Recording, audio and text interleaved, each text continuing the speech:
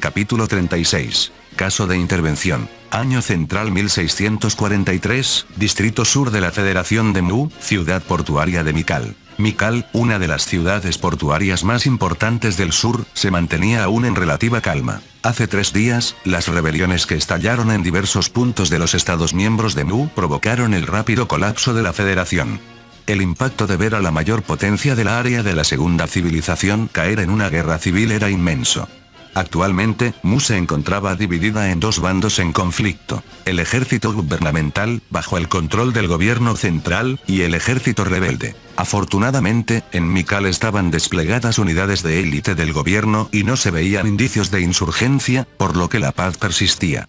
Sin embargo, ya se habían producido varios enfrentamientos entre ambos bandos en el Distrito Sur. Existía el temor de que, tarde o temprano, este lugar también se volviera peligroso. Maldición. Mirus Leclerc, un oficial técnico perteneciente a la Agencia de Inteligencia del Ejército Federal de Mu, se encontraba en esta ciudad por razones personales. Se alojaba en un hotel local, pasando la mayor parte del día ahogando sus penas en alcohol. Había llegado hacía 2 días, aprovechando un tren nocturno que todavía controlaba el bando gubernamental. Fue, en esencia, una huida. Usar la tecnología japonesa, de esa manera. Mirus sabía que los drones de fabricación japonesa habían sido utilizados para masacrar civiles.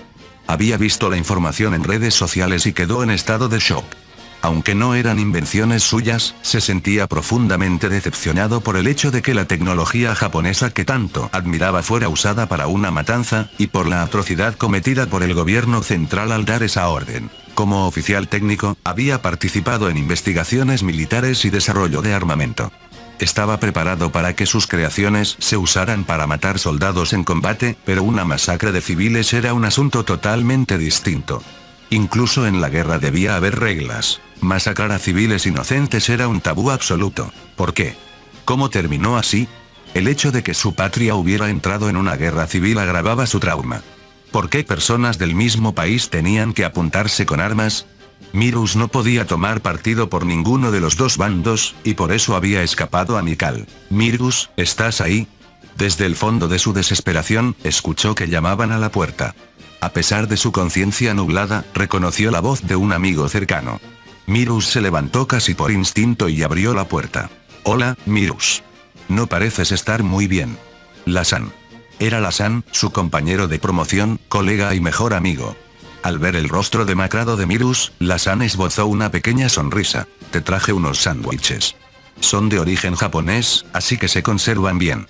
Al ver a su amigo en el hotel, Mirus intuyó sus intenciones.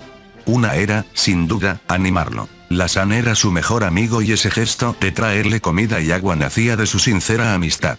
Pero el otro objetivo era, probablemente. Mirus, ¿cuándo escapaste? Lo siento, no pude soportar la situación actual. Entiendo cómo te sientes. La tecnología japonesa que tanto adoras fue usada a su antojo por los tipos del gobierno central. Lasan continuó. Escucha, ante esta situación, ¿no piensas volver al gobierno central para luchar en esta guerra? Necesitamos tu fuerza. La razón por la que Lasan había localizado su habitación era, como sospechaba, para llevar a Mirus de vuelta al bando gubernamental. Mirus era un experto en tecnología japonesa y había estado involucrado en la producción bajo licencia de muchas armas de ese origen. Como ingeniero, su capacidad seguiría siendo necesaria. Por eso, el gobierno central y el ejército del régimen habían usado a Lasan para encontrarlo. Lo siento, pero no puedo servir a un gobierno central que oprime a civiles inocentes. Mirus decidió expresar sus sentimientos con claridad. Confiaba en que Lasan, siendo su amigo, lo entendería. No quiero que, lo que yo ayude a construir sea usado por ese gobierno.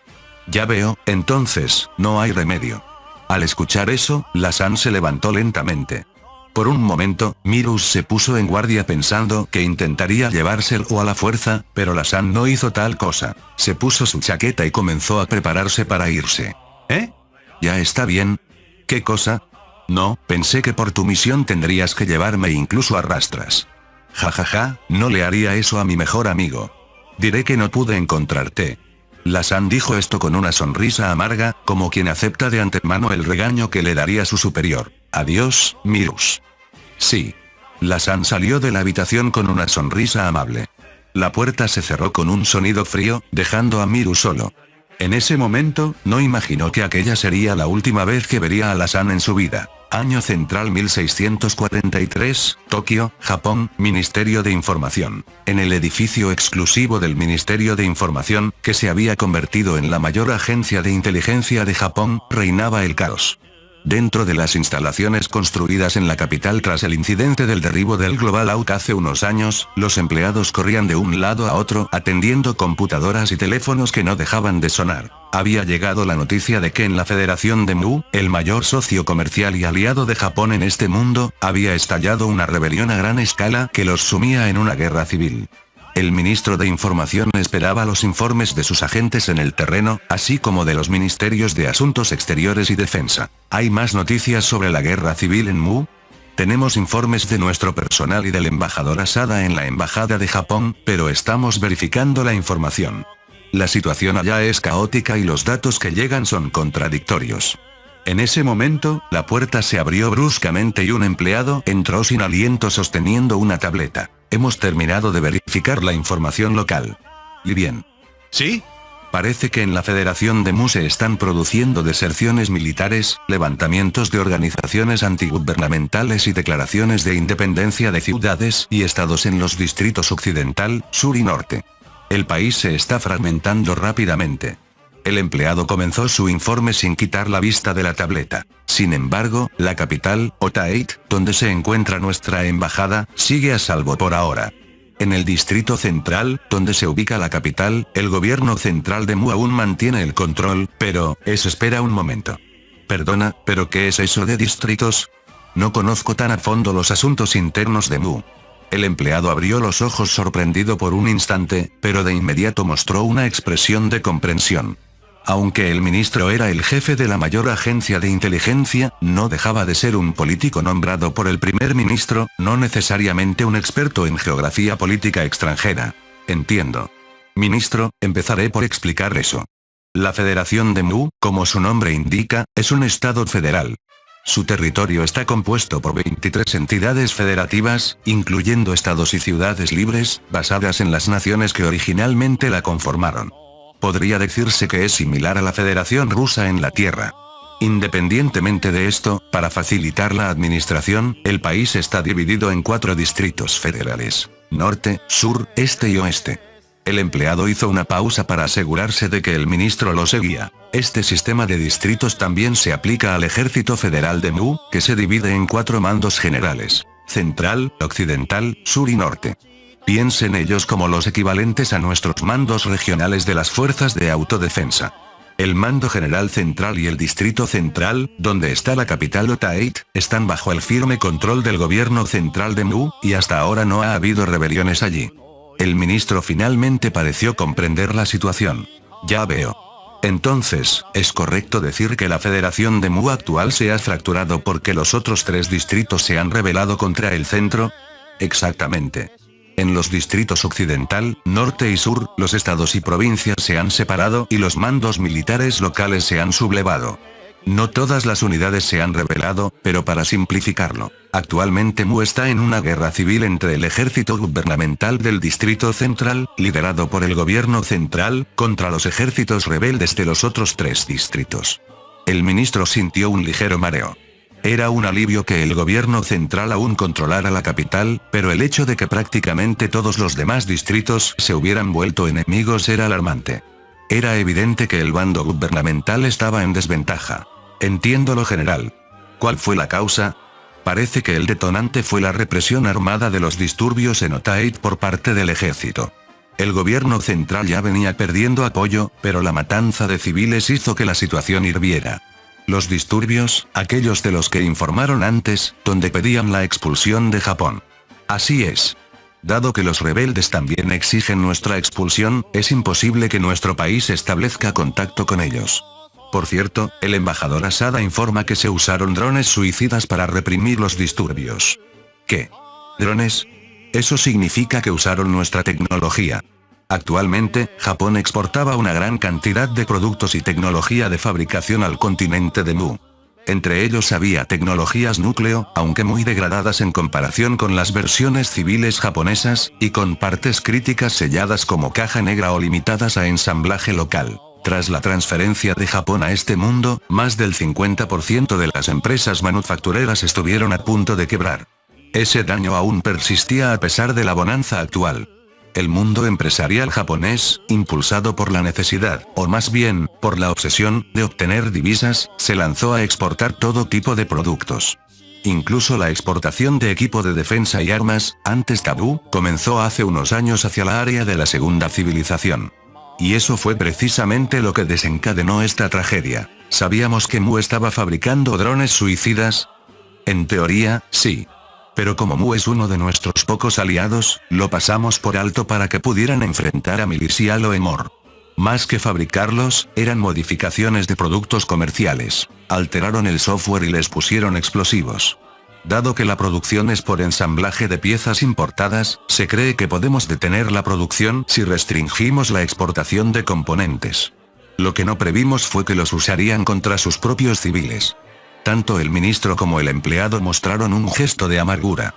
Habían asumido que el gobierno de Mu era una de las pocas potencias racionales en este mundo, por lo que su táctica violenta fue totalmente inesperada.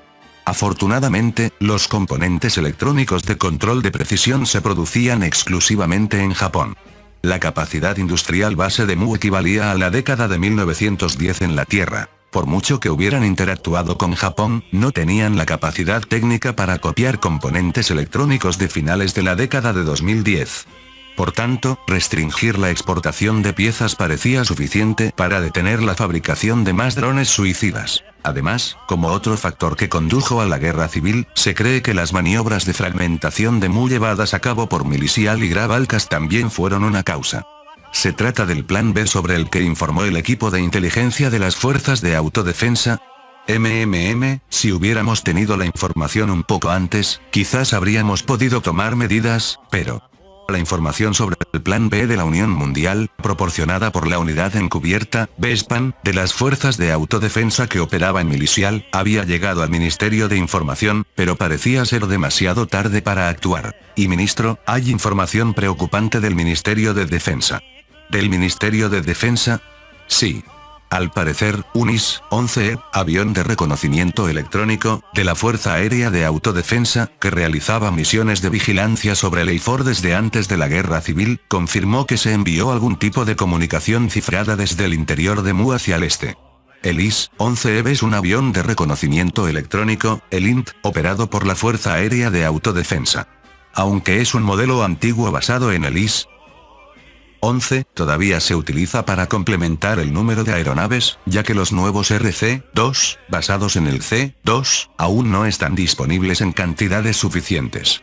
Inmediatamente después del estallido de la guerra civil, las fuerzas de autodefensa estacionadas en Leifor desplegaron de emergencia varios aviones de reconocimiento, encabezados por el IS-11E, hacia las cercanías de Mu para investigar la situación. Al ser una comunicación cifrada, no es una frecuencia civil. Por la evidencia circunstancial, se cree que el Estado o alguien que actúa en nombre del Estado informó al exterior sobre el estallido de la guerra civil en Mu. ¿Quién es el destinatario? Se desconoce. El Ministerio de Defensa tampoco ha podido determinarlo. Sin embargo, si hablamos del este, Milisial, Grabalcas, eso significa que hay varios países sospechosos.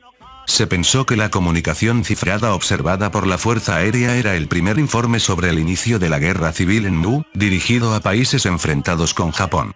Aunque la mayor parte de la Unión Mundial, como Milisial, pertenece a una civilización mágica, están aliados con Grabalcas. El ministro pensó que, dado que Milisial ya ha puesto en uso práctico radares de radiofrecuencia, tal comunicación no sería imposible. En ese momento, la puerta de la habitación se abrió de nuevo con violencia. Mientras el ministro y los empleados dirigían su mirada hacia la puerta, otro empleado irrumpió en la sala. Tras buscar con la mirada, localizó al ministro e informó de inmediato. Ministro, comunicación de emergencia de nuestros agentes desplegados en Milisial. ¿Qué? ¿De Milisial? ¿Cuál es el contenido? Señor.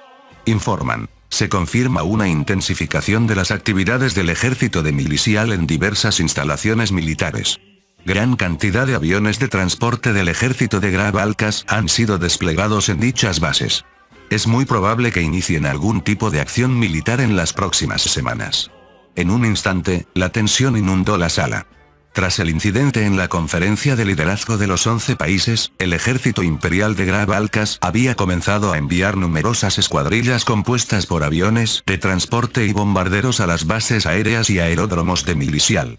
Estas naves fueron avistadas a duras penas por los agentes enviados por el Ministerio de Información y por los satélites de reconocimiento, cuyo número operativo aún es insuficiente debido a que se priorizó el lanzamiento de satélites GPS y de comunicaciones, y se supuso que eran preparativos para una guerra contra Japón. Aunque hasta ahora no parecía que se hubieran enviado flotas navales, en los 9 meses transcurridos desde la ruptura de las negociaciones, se habían desplazado más de 1,000 unidades aéreas estimadas, y el tránsito de convoyes de transporte que llevaban suministros se había intensificado entre ambos países. Dado que no ha pasado mucho tiempo desde el inicio de la guerra civil en Mu, el hecho de que hayan comenzado los preparativos militares en Milisial resulta inevitablemente sospechoso. No puede ser, Milisial y Graf Alcas planean intervenir en esta guerra civil. El murmullo atónito del ministro de Información se haría realidad antes de que terminara el año. 1 de febrero del año central 1643, norte de la Federación de Mu, zona industrial. El interior del avión vibraba violentamente, en sincronía con el rugido de los motores enfriados por aire. Ajenos al estruendo ensordecedor, los paracaidistas, Fallschirmjäger, esperaban con cautela a que llegara su momento, cada uno ocupado en sus propios pensamientos. Algunos jugueteaban con sus silbatos de reunión, otros revisaban su equipo en la penumbra. En el extremo de la fila de asientos, cerca de la puerta de salto, el teniente Ekeard, al mando de la segunda compañía del regimiento de paracaidistas de la primera división de paracaidistas, observaba sin rumbo a través de la puerta abierta la tierra oscura, donde se divisaban ocasionales luces de asentamientos humanos. Pocos meses después de graduarse de la academia militar, la vida de Ekeard se vio envuelta en un torbellino de cambios. Bajo la propuesta del teniente general Kurt Schubrinkamp, el ejército comenzó la expansión de las unidades de paracaidistas. Ekeard pensó que sería mejor inscribirse en la escuela de paracaidistas que llevar una vida mediocre, pero su destino cambió más de lo imaginado por esa decisión impulsiva. Bajo el duro entrenamiento de los instructores, su segunda compañía demostró un talento excepcional. En la historia de las tropas aerotransportadas del ejército imperial de Graf Alcas, fue un caso raro donde toda la compañía aprobó. Y ahora, se encontraba en Mu, a punto de participar en una guerra contra un país incomprensible llamado Japón. Ekeard reflexionaba sobre lo impredecible que es el mundo. En eso, la luz cerca de la puerta cambió de rojo, preparación, a verde, salto. Preparación para el salto. Todos de pie. Bajo la orden del teniente Ekeard y su señal manual, los paracaidistas se levantaron y engancharon sus ganchos en el riel del techo. Abajo, artillería antiaérea. Antiaérea. ¿Qué es eso? El piloto del avión de transporte dio la alarma. Vio como un compañero frente a él era atravesado por una lanza disparada desde tierra. El avión perdió un ala y se estrelló envuelto en llamas. Maldición. Ese es el famoso misil japonés. ¿Qué demonios hacían los guerrilleros? ¿No se suponía que debían destruir las defensas antiaéreas? Esa lanza era un misil tierra-aire tipo 93, un arma japonesa que Mu había adquirido a cambio de grandes sumas de dinero. Este tipo de armamento había sido importado en grandes cantidades por el actual gobierno de Mu y desplegado en puntos clave. Sin embargo, debido a la gestión negligente del ejército gubernamental, eran frecuentes las averías y el robo de piezas, por lo que el sistema operativo no era óptimo. Aún así, unos pocos misiles funcionales lograron desviar la ruta de los aviones de transporte imperiales y elevar la moral del ejército del régimen. Viene uno. Maniobra evasiva. Lancen bengalas, flares. Naturalmente, el avión de Ekeard también fue blanco de un misil. El transporte activó las bengalas instaladas en la parte trasera como medida de autodefensa. Gracias a esa luz y calor, el sensor del misil, de menor calidad que los japoneses originales debido a la degradación de exportación, se saturó y falló, desviándose por suerte justo antes de impactar. Ese se desvió, vaya, parecía que iba a volar hasta la luna, no se queden mirando y salten de una vez. Horace, el sargento mayor y mano derecha de Ekeard, murmuró con ironía antes de ser reprendido por el teniente, quien instó a sus hombres a saltar antes de que el fuego antiaéreo se volviera más denso.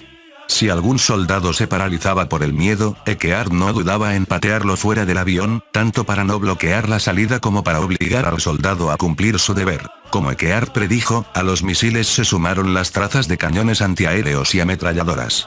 Para un soldado de Gravalcas, los cañones antiaéreos eran armas familiares, viejas conocidas en comparación con los misiles. También estaban los nuevos sistemas BATS, Vulcan Air Defense System, comprados a Japón, que habían comenzado a disparar a pesar de que los aviones estaban fuera de su alcance efectivo de altura. Los proyectiles de 20 milímetros desaparecían en el vacío sin tocar los aviones. Cualquier artillero de las fuerzas de autodefensa de Japón se habría horrorizado ante tal falta de entrenamiento. Gracias a esa ineficacia y al fallo de los misiles tipo 93, se abrió un hueco para que los paracaidistas llegaran a tierra. Capitán, gracias por el viaje. Suerte. Que Dios los proteja. Tras confirmar que todos sus subordinados habían saltado, el teniente Eckert agradeció a los pilotos y se lanzó al cielo nocturno. Tiró de la cuerda tras los segundos reglamentarios y el paracaídas se desplegó correctamente.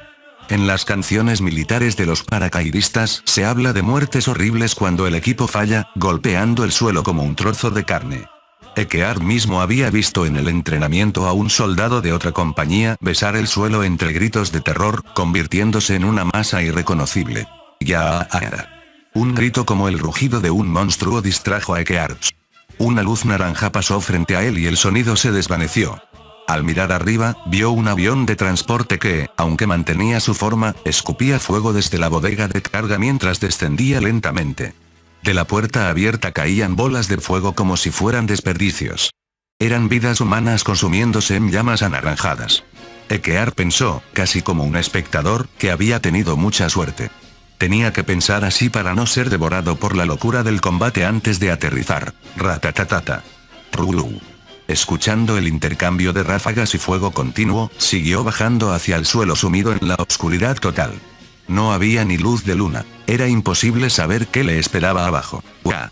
Por esa razón, no pudo prever que debajo había un bosque. El paracaídas y el resto de su equipo se enredaron entre las ramas, y Eckert cayó a trompicones entre el follaje. Justo cuando pensaba que su visión se despejaba tras atravesar una multitud de hojas, se detuvo en seco.